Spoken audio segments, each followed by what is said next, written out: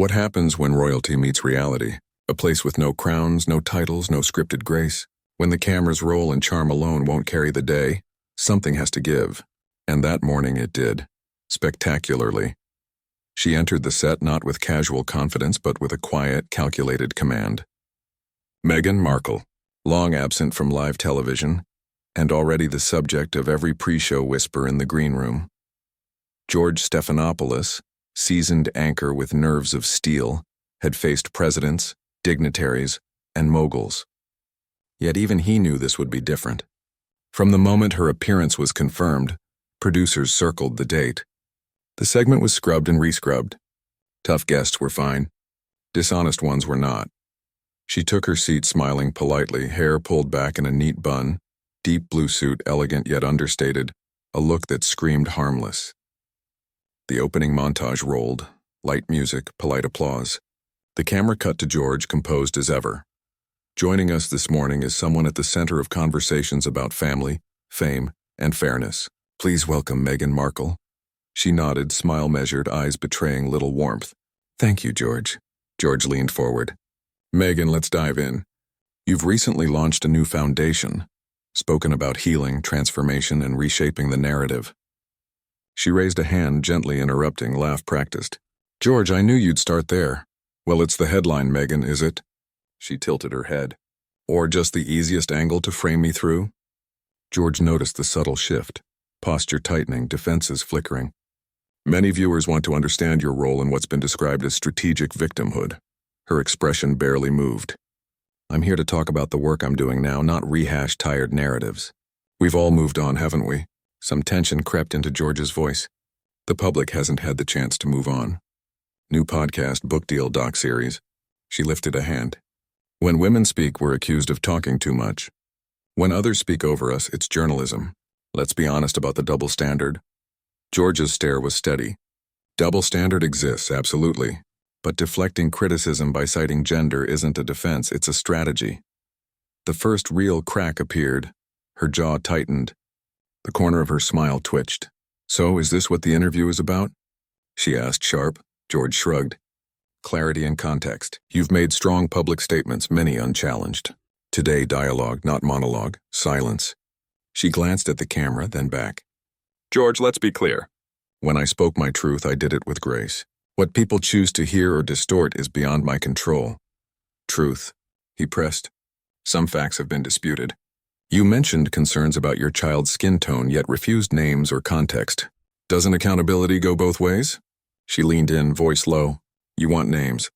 You want scandal. That sells, doesn't it? What sells, he said, is honesty. If your goal is healing, shouldn't transparency be part of it?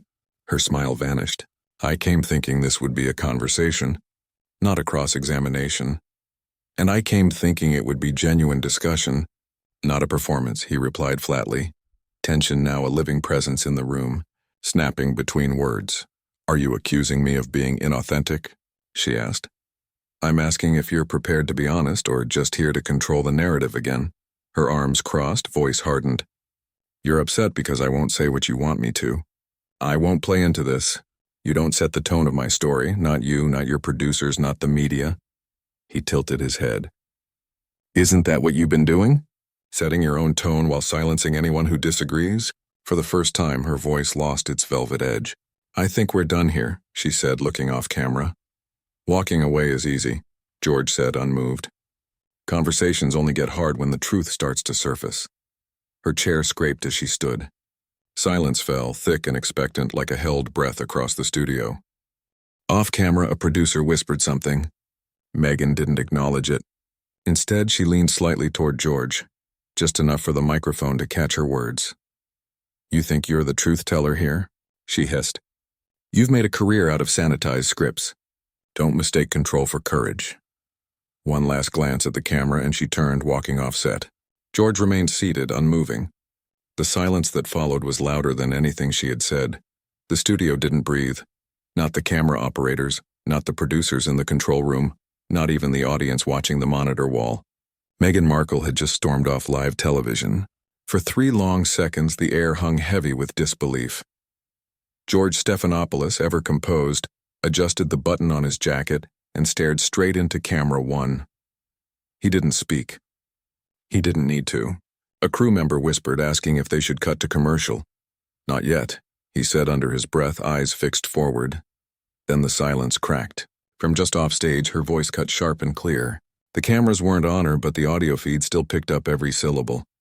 "You knew exactly what you were doing bringing me here," she called out. This wasn't a conversation.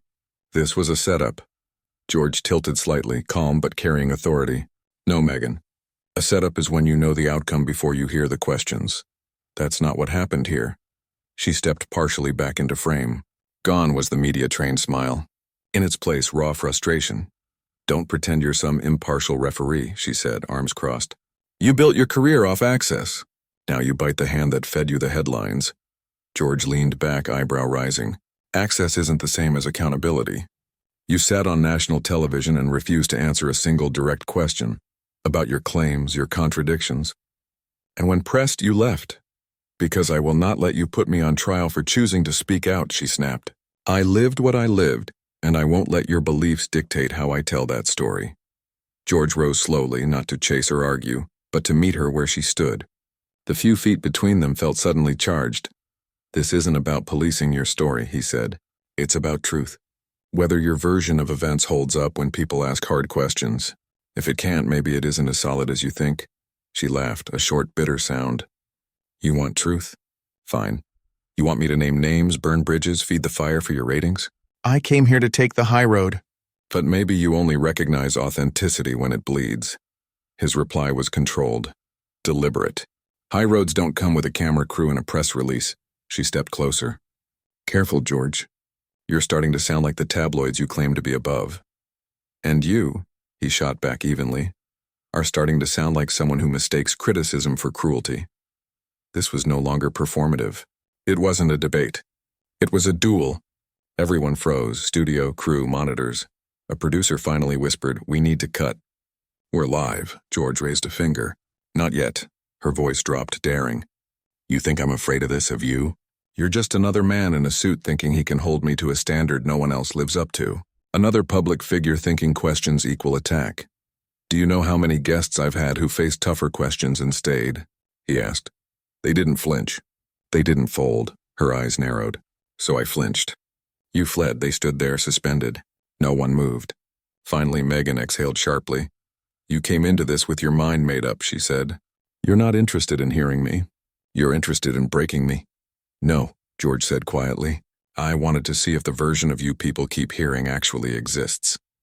She didn't answer in words, but her look, disbelief, offense, buried defiance, spoke volumes. A junior producer approached, headset skewed, rattled. "Should we cut to weather?" George looked at Meghan, at the fragile control she still maintained. Then back to the producer. "No," he said. "Let's finish what we started." She paused, calculating, a flicker of defiance crossing her eyes. Slowly, she stepped forward and eased back into the chair. No smile, no pose. Leaning into the mic, she said low, measured, "Ask your next question." George, finally sitting, opened his notebook, but his eyes never left hers. George didn't rush. He turned the page in his notebook slowly, deliberately, letting the silence linger long enough to feel intentional. Meghan sat rigid, one hand gripping the arm of the chair, the other resting on her knee. Her expression was unreadable, but her eyes stayed locked on him. "No more dancing around it," she said flatly. "If you have something to say, say it." George looked up, calm. "You've often spoken about being silenced, and yet, in the last 5 years, you've had more platforms than almost anyone else. That's not an attack. That's a fact. So tell me plainly, how does someone silenced become the most amplified voice in every room?" Her lips parted briefly, then pressed together. "You don't understand what being silenced means," she said, low but deliberate. "It's not about airtime. It's about what you're allowed to say without consequence." He leaned forward. "Is it really consequence if the people challenging you are just asking for clarification? Or is it discomfort because you don't control the edit?" "You say that like I haven't paid a price," she shot back. "Like there hasn't been a cost to every word I've spoken publicly." "There is always a cost to influence," he said evenly. "But the question is, did you earn it by telling the truth or by mastering the art of framing it?" Her voice sharpened. "And who decides that?" You? No, he said quietly. The public does. And they're still waiting for answers. Her eyes locked on his. The studio lights caught the tension in her jaw, the restraint she fought to maintain. You're making this about my credibility, she said. You're picking apart my every word. Would you do this if I were someone else, someone safer? I've done it with senators, he replied instantly. CEOs, friends, the only thing I don't do is play favorites. Her gaze didn't soften. You've read the headlines. You know what happens when I speak plainly. The spin, the mockery. You want me to be vulnerable on camera while you dissect my humanity like a court transcript. George shook his head slowly. No, I want you to be accountable. Those aren't the same thing. A long pause. Her eyes scanned his face for cracks. There were none. She sighed, not in defeat but frustration. Fine, she said. You want clarity? I'll give it to you. She leaned in. Yes, there were conversations about my child's skin tone. No, I won't name names. The point wasn't about one person, it was about the environment. About the silence that followed. About an institution that treated me like a threat for merely existing. George nodded slowly. You realize without specifics, people question whether the story holds weight. Vague accusations invite skepticism, she said coldly.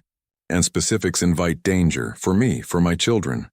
So the solution is implication without evidence? He said softly. She flinched slightly, then recovered. You're trying to corner me into saying something that fits your format, she said. Life doesn't work like a legal deposition. No, he agreed. But the truth still works like the truth. And right now you're asking for belief without scrutiny. She exhaled sharply. I didn't ask to be believed. I asked to be heard. George tilted his head. But if people hear you and then question what they heard, are they wrong? Or are they thinking critically? A long silence. You're not interested in my experience, she finally said. You're interested in tearing it apart until there's nothing left to believe in.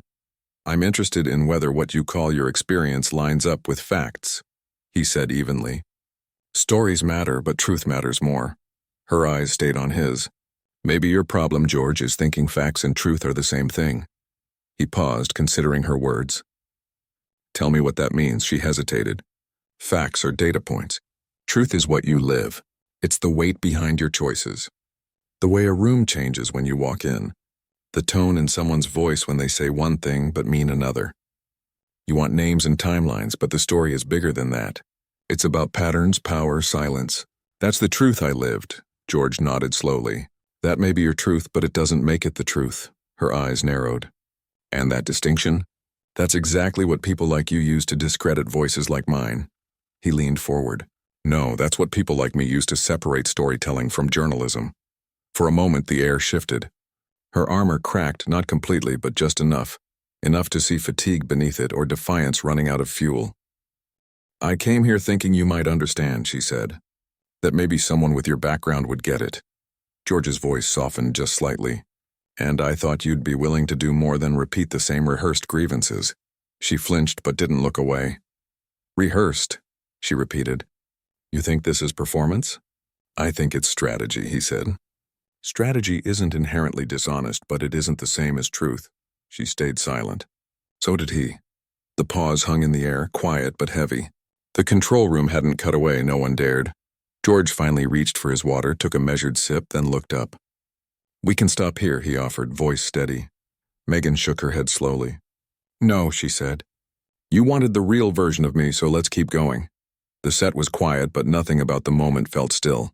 George leaned forward slightly, forearms on the desk, voice low. You said you wanted to keep going, so let's talk about control. She tilted her head, curious but guarded. Control? You said the media tried to control your image, that the institution tried to control your voice, George said. But from the outside, it looks like you've tried to control every room you walk into. The script, the tone, the questions. Even now, she laughed quietly. Is that a crime? A woman wanting control over her own story? It's not a crime, he said. But when you demand control and accountability from others, you have to accept the same for yourself. That's where it stops feeling like a conversation and starts feeling like a monologue. She crossed her legs slowly, deliberately. George, what you call control, I call survival. I didn't have the luxury of walking into rooms without every word dissected, every gesture turned into a headline. Yes, I managed the message, but that's necessity, not manipulation. He nodded slowly, almost conceding, but not fully. You're right. But sometimes managing the message means the message loses its meaning. You want people to see you as vulnerable, as honest, but every word feels polished, protected, rehearsed. Her tone sharpened. Would you prefer I cry on command? Unravel for your audience so you can claim you got the real me? No, he said firmly. I'd prefer answers that don't come with qualifiers. Truth that doesn't flinch when pressed. Her smile was gone. The truth, George, is that you don't want me to be honest. You want me to confess, to surrender. I want clarity, he said, and accountability. You have massive influence. And when someone wields that much power through personal narrative, they don't just shape perception. They shape consequences. Her eyes narrowed. You think I'm responsible for people's reactions to my story? I think, he said, voice unwavering, you're responsible for what you choose to leave out of it. A long silence. Her jaw clenched. The weight wasn't in what was said, it was in what wasn't. You know, she finally said, I used to admire you. Thought you were one of the good ones. I'm not here to be admired, he replied. I'm here to ask the questions no one else will. And if I don't answer them the way you want, I'm evasive, dishonest. No, he said. But if you dodge every uncomfortable truth, you can't expect people to treat you as credible. That one landed. She blinked, looked away for the first time since sitting down. He didn't press, she exhaled slowly. I came here to talk about healing, about the work I'm doing now. You dragged me back into the muck. Healing doesn't come without truth, George said steadily, and truth doesn't come without confrontation. She met his eyes again. You keep saying truth like it's absolute, but all you've done is challenge my version without considering the weight of what I lived. I've considered it, he said, and I've considered the voices that haven't had the platform you do. The people you've described, criticized without giving them a chance to respond. I didn't name anyone, she said quickly. But you implied everyone, he said. You built a castle out of shadows and let the public fill in the rest. Another silence. When she finally spoke, her voice was quiet, not defeated, just stripped bare. Maybe I did that because I didn't think anyone would listen if I told the full story. Maybe I thought they'd twist it anyway. He nodded. Maybe that's fair. But when you speak in half-truths, don't be surprised when people come looking for the rest. She paused, looking down at her hands, then back up. You've got your moment, she said. You dragged me into a fight I didn't want, but you don't get to call this a victory. This isn't a victory, George said, rising. It's a reckoning. And reckonings don't belong to the person asking questions. They belong to the person who walks out of here and decides what to do next. She stood, smoothing her jacket. Her eyes were steady. I'm not broken, George, and I'm not walking away ashamed. If anything, you've just reminded me why I stopped trusting interviews like this. I'm not asking you to apologize, he said. This wasn't an ambush. This was a mirror. They stood in silence, neither blinking, neither giving the last word. George turned back to the camera, unshaken, not smug. Meghan walked off, set for the second time, and this time didn't look back. The camera lingered. The tension hadn't vanished, it had only gone quiet. The broadcast cut to commercial. What viewers had seen wasn't the performance or the press release. It was the unvarnished collision between image and inquiry, control and confrontation.